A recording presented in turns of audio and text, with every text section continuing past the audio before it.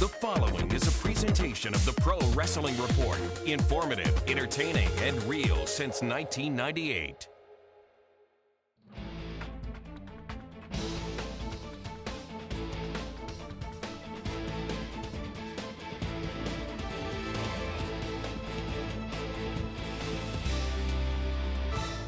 Welcome, ladies and gentlemen, to PWRshow.com, and welcome to this week's edition of PWR Profile.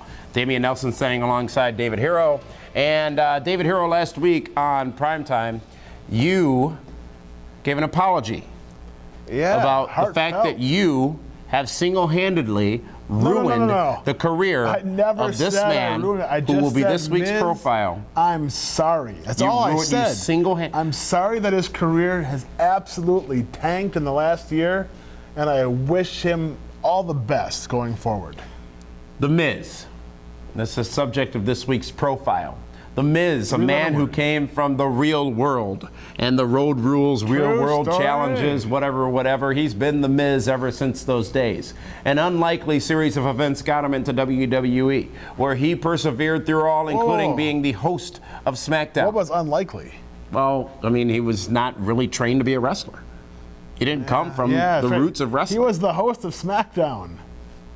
But he endured through all of that. He got kicked out of the locker room. He endured through that as well. And for all the reasons that people doubted The Miz, for all the reasons that people tried to dismiss The Miz, it never took. And he would go on to become the WWE champion. And there's one man in this world who saw it all happening before it happened, predicted it, endorsed him, and saw him through to WrestleMania and the main event, where, by the way, quite frankly, I didn't think he would win at WrestleMania. But he did. Didn't I say that? Because you saw, you know what? You're not helping anything.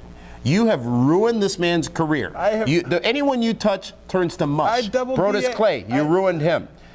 Zack Ryder, you ruined him. The Miz, you ruined him. You ruined careers. You don't. Who have you helped? Who have, since you picked or gotten behind? Alberto Del Rio. Oh, yeah, he rips his left nut. Yeah, you've done him a great job. No. Perhaps you should just take your leave and let me and my people handle this. You want your Miz Love Fest? I do. I want to break it down the way it needs to be brought down. Let me tell you this. The Miz has unfortunately become irrelevant.